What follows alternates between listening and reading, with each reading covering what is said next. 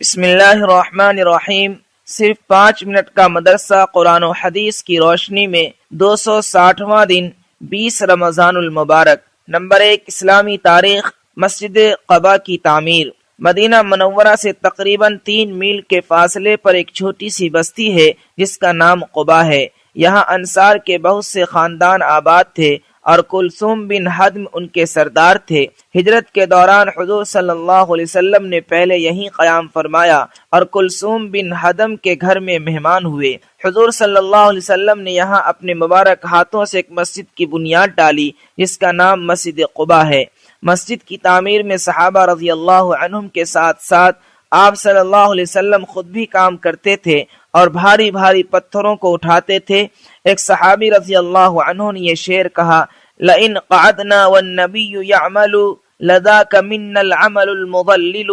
ترجمہ، اگر ہم بیٹھے رہیں اور نبی کام کریں تو ہمارا یہ عمل گمراہی کا سبب ہوگا۔ یہی وہ مسجد ہے جس کی شان میں قرآن مجید میں ہے، لمسجد اسس علی التقوی من اول یوم الی آخرہ، یعنی وہ مسجد جس کی بنیاد پہلے ہی دن سے پرہیزگاری پر رکھی گئی ہے، وہ اس بات کی زیادہ مستحق ہے کہ آپ صلی اللہ علیہ وسلم اس میں نماز کے لیے کھڑے ہوں۔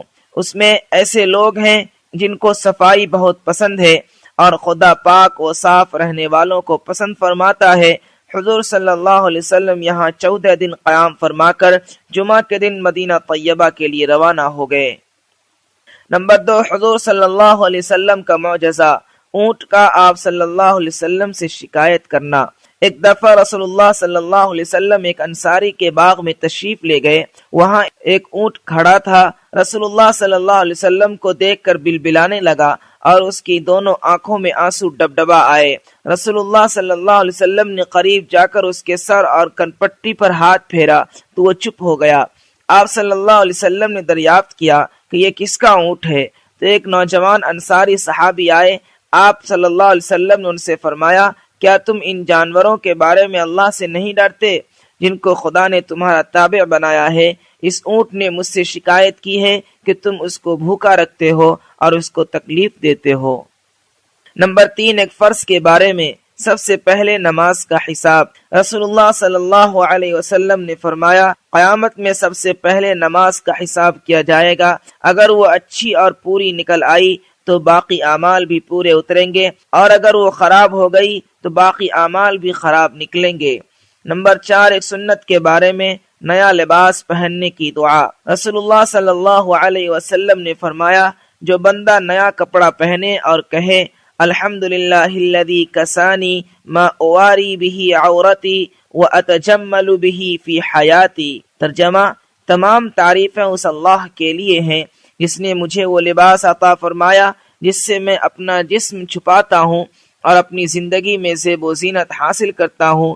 پھر اس دعا کو پڑھنے کے بعد پرانا لباس صدقہ کر دے تو وہ زندگی میں اور مرنے کے بعد اللہ تعالیٰ کی حفاظت و امانت میں رہے گا۔ نمبر 5، ایک اہم عمل کی فضیلت، صدقہ مصیبتوں کو دور کرتا ہے۔ رسول اللہ صلی اللہ علیہ وسلم نے فرمایا، صدقہ مصیبت کے 70 دروازے بند کر دیتا ہے۔ ایک دوسری حدیث میں ہے کہ آپ صلی اللہ علیہ وسلم نے فرمایا، صدقہ اللہ تعالیٰ کے غصے کو ٹھنڈا کرتا ہے اور بری موت سے بچاتا ہے۔ نمبر 6، ایک گناہ کے بارے میں، جھوٹی تہمت لگانا۔ قرآن میں اللہ تعالیٰ فرماتا ہے، جو لوگ مسلمان مردوں اور مسلمان عورتوں کو بغیر کسی جرم کے تہمت لگا کر تکلیف پہنچاتے ہیں تو یقیناً وہ لوگ بڑے بہتان اور کھلے گناہ کا بوجھ اٹھاتے ہیں۔ نمبر 7، دنیا کے بارے میں، دنیاوی زندگی ایک دھوکہ ہے۔ قرآن میں اللہ تعالیٰ فرماتا ہے، اے لوگو، بے شک اللہ تعالیٰ کا وعدہ سچا ہے، پھر کہیں تم کو دنیاوی زندگی دھوکے میں نہ ڈال دے اور نہ ہی تم کو دھوکہ باز شیطان کسی دھوکے میں نہ ڈال دے۔ یقیناً شیطان تمہارا دشمن ہے، تم بھی اسے اپنا دشمن ہی سمجھو۔ وہ تو اپنے گروہ کے لوگوں کو اس لیے بلاتا ہے کہ وہ بھی دوزخ والوں میں شامل ہو جائیں۔ نمبر 8، آخرت کے بارے میں، اللہ کا اہل جنت سے کلام۔ رسول اللہ صلی اللہ علیہ وسلم نے فرمایا، اللہ تعالیٰ اہل جنت سے فرمائے گا، اے جنت والو، تو وہ کہیں گے، اے ہمارے رب، ہم حاضر ہیں اور ساری بھلائی تیری قدرت میں ہے۔ اللہ تعالیٰ فرمائے گا، کیا تم راضی ہو گئے؟ تو کہیں گے، ہم راضی کیوں نہیں ہوں گے؟ اے اللہ، تو نے ہمیں وہ نعمت عطا فرمائی ہے جو اپنی کسی مخلوق کو عطا نہیں کی۔ اللہ تعالیٰ فرمائیں گے کیا میں تمہیں اس سے بھی بہتر نعمت عطا کر دوں؟ وہ عرض کریں گے اس سے بہتر اور کون سی نعمت ہوگی؟ تو اللہ تعالیٰ فرمائے گا میں ہمیشہ کے لیے تم سے راضی ہو گیا، اس کے بعد کبھی تم سے ناراض نہیں ہوگا۔ نمبر 9، طب نبوی سے علاج، ختنہ کے فوائد۔ رسول اللہ صلی اللہ علیہ وسلم نے فرمایا 5 چیزیں فطرت میں سے ہیں، ان میں سے ایک ختنہ کرنا ہے۔ فائدہ، ختنہ کرنے سے شرمگاہ کے کینسر، ایگزیما اور گردے کی پتھری جیسی بیماریوں سے حفاظت ہوتی ہے۔ نمبر 10، نبی صلی اللہ علیہ وسلم کی نصیحت۔ رسول اللہ صلی اللہ علیہ وسلم نے فرمایا ایمان تمہارے دلوں میں اس طرح پرانا ہو جاتا ہے جس طرح کپڑا پرانا ہو جاتا ہے، لہذا اللہ تعالیٰ سے دعا کیا کرو کہ وہ تمہارے دلوں میں ایمان کو تازہ رکھیں۔